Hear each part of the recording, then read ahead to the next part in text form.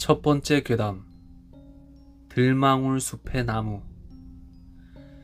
이건 내 고향 경북 청송에서 중학생 때 실제로 겪었던 일이야. 그 여름 이후로 난 절대 나무 밑에서 잠들지 않아. 때는 중학교 2학년 여름방학 때였어. 난 당시에 방학이 되면 외갓집이 있는 청송으로 내려갔었는데, 낮에는 계곡에서 놀고 밤에는 마당 평상에서 벌레 소리를 들으며 자는 게 일상이었지. 그 동네에는 이름부터 좀 특이한 들망울이라는 작은 숲이 있었는데, 마을 어르신들 말로는 옛날에 망울 같은 사람 눈이 나무 틈에서 튀어나와 있었다고 하더라고. 그래서인지 어릴 때부터 그 숲 근처에는 절대 가지 말라고 어른들이 입이 마르게 말하셨어. 근데 어릴 때 그런 거 귀에 안 들어오잖아. 여름방학 초반에 사촌 형이 들망울 근처에서 친구들이랑 술래잡기를 하자는 거야.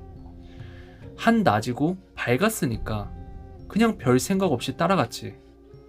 근데 그날따라 나무들이 이상하게 움직이는 것처럼 느껴지더라고. 바람 한 점 없는 날씨에 너도 밤나무 딱 하나만 살랑살랑 흔들리고 있었어. 그런데 사촌 형이 장난삼아 그 나무에 소변을 봤거든? 그때부터 이상한 일이 시작됐지. 밤에 평상에서 자다가 눈을 떴는데 누군가 내 발목을 잡고 끌고 있는 거야.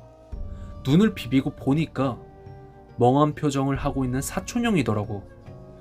나는 형 왜 그러냐고 막 물어봤는데, 형은 들망울 들어가자, 들망울 들어가자 계속 이러는 거야. 뭔가 말투도 이상했고 형 눈이 아예 망울처럼 흰자 없이 시꺼멓게 변해 있었어. 깜짝 놀라서 일어나려고 했는데 형이 손톱으로 내 팔을 핥히기 시작하더라고. 소름 돋는 건 그날따라 형 손톱이 비정상적으로 길고 갈라져 있었다는 거야. 그날 이후 형은 며칠을 알아누웠고 고열에 헛소리까지 했어. 나무 안에 누가 있어. 계속 나보고 들어오래. 내가 대신 들어가야 돼. 이렇게 중얼거리면서 갑자기 울다가 웃다가 비명 지르고 계속 이러더라고. 그래서 보다 못한 이제 외삼촌이 무당한테 데려갔거든? 근데 무당이 딱 들어오자마자 말을 하더래. 나무 귀신이 사람 하나 데려가야 만족하는 건데 이 집안애가 그 눈에 들었네. 근데 아직 뽑아갈지 그냥 지켜볼지 아직 정하진 않았어. 그 나무 귀신이랑 눈 마주치면 끝이라는 말, 그거 진짜거든. 외삼촌은 무당 말을 듣고 그 숲 근처에는 절대 가지 말라고 단단히 주의를 줬고, 형도 며칠 뒤에 이제 열은 내렸지만 그 이후로도 눈이 붉게 충혈된 채로 사라지질 않았어. 그 여름방학 이후 형은 말을 거의 안 해. 늘 조용히 있고 뭔가를 멍하니 보는 습관이 생겼거든. 그리고 가끔 나무 그림을 그리는데 그 그림 속 나무엔 늘 망울처럼 튀어나온 눈이 있어. 그리고 몇 년 뒤, 난 대학교에 들어가면서 청송을 가는 일이 적어졌고 최근에 외갓집이 허물어졌다는 소식을 듣게 됐지. 그리고 그 외갓집 뒤편에 들망울이라고 불리던 숲은 갑자기 사라졌대. 말 그대로 나무가 전부 베어지고 흔적도 없어졌다고 하더라고. 그런데 그때 형이 남긴 그림 한 장이 생각났어. 마당에 있는 평상과 그 앞에 무릎 꿇고 앉은 나무 껍질 같은 사람 형상.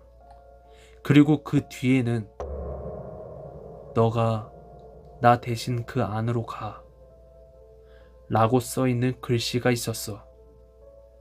혹시 형은 지금도 누군가가 형 대신 그 나무에 들어가길 기다리고 있는 걸까?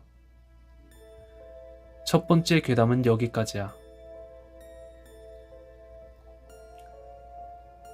두 번째 괴담, 산속을 뒤따르는 그것. 10년 전 가을에 혼자 산에 갔었거든. 서울에서 차로 1시간 반쯤 되는 사람이 많이 안 오는 낮은 산이었어. 그날따라 날씨가 흐리고 바람도 좀 불어서 그런지 등산객이 거의 없더라고. 뭐 오히려 좋다 싶었지. 나는 조용하게 혼자 걷는 걸 좋아하거든. 그런데 한참 올라가는데 뒤에서 자갈 밟히는 소리가 따라오는 거야. 나 말고 아무도 없었거든. 처음엔 바람 소린가 했는데 일정하게 사박 사박 하는 게 사람 발소리랑 똑같았어. 그래서 속도를 좀 올렸는데 뒤에서도 똑같이 속도를 맞춰서 올라오는 기분이 들더라고. 나는 잠깐 멈춰서 뒤를 돌아봤는데 아무도 없어서 그냥 잘못 들었나? 하고 다시 가려는데 그 순간 귀에 바짝 붙어서 누가 속삭이는 거야. 빨리 가. 해지기 전에. 소름이 쫙 돋았지. 근데 주변은 고요했고 바람만 불고 있었어. 그렇게 겁에 질린 채 정상에 거의 다 도착했는데 옆길로 난 좁은 산길이 보이는 거야. 표지판도 없고 풀이 허리까지 자라있더라고. 근데 이상하게 거길 가야 할 것 같은 생각이 확 들었어. 마치 누가 이쪽이 더 가깝다고 귓속말을 하는 것 같았거든. 그때는 그냥 길을 잘못 든 건 줄 알았는데 나중에 알았지. 거긴 지도에도 없는 길이었어. 나는 그 길로 들어가서 10분쯤 걷고 있는데 뒷덜미가 무겁더라고. 마치 누가 내 목덜미에 턱을 올리고 있는 것처럼. 그리고 내 그림자가 둘로 나뉘어 있었어. 햇빛이 거의 없는 흐린 날이었는데 내 그림자 뒤에 다른 그림자가 붙어 있는 거야. 길쭉하고 머리가 너무 길었고 목이 옆으로 꺾여 있었어. 나는 놀라서 뒤를 돌아봤는데 거기에 어떤 사람이 서 있었거든. 근데 얼굴이 없고 그냥 살색 피부만 덮여있는 매끈한 얼굴이었어. 그리고 그 존재가 고개를 갸웃거리더니 내 발소리에 맞춰서 2걸음씩 뒤따라오는 거야. 발자국 소리가 사박사박 이렇게 2번씩 울렸거든. 난 미친 듯이 뛰어서 내려왔는데 내려올수록 숨이 가빠지고 다리가 무거워졌어. 뒤에서 그것이 점점 가까워지는 느낌이 들었거든. 그리고 귀에서 속삭임이 다시 들려왔어. 다시 한번 돌아보면 넌 여기에 남는 거야. 그리고 거의 산 입구까지 뛰어 내려와서야 발소리가 사라졌지. 근데 집에 와서 신발을 벗는데 등산화 끈이 2번 묶인 채로 묶여 있는 거야. 난 끈을 그렇게 묶은 적은 없거든. 그리고 며칠 뒤에 그 산에서 사람이 실종됐다는 뉴스가 나왔어. 마지막 목격이 내가 들어갔던 그 지도에 없는 길 입구였대. 그리고 경찰이 실종자 가방에서 발견한 카메라엔 사진이 한 장 찍혀 있었는데 풀숲 사이로 목이 옆으로 꺾인 채 얼굴 없는 무언가가 찍혀 있었다고 하더라고. 과연 나를 뒤쫓아온 존재는 무엇이었을까? 오늘의 괴담은 여기까지야. 일단 첫 번째 나무 괴담은 옛날에 나무에 얽힌 사연도 많았었고 몇몇 나무들은 사람들이 의지하거나 신처럼 모시는 나무들도 많았잖아. 근데 그 반대로 저렇게 귀신이 쓰이거나 저주가 걸린 나무도 분명히 존재할 것 같거든. 그러니까 다들 자연을 훼손시키거나 기운이 있는 나무 근처에서는 항상 조심하고, 두 번째 산 괴담은 진짜 있을 수 있는 일이라고 생각하거든. 이제 산 기운이라는 게 있잖아. 그걸 절대 무시할 수 없을 것 같아.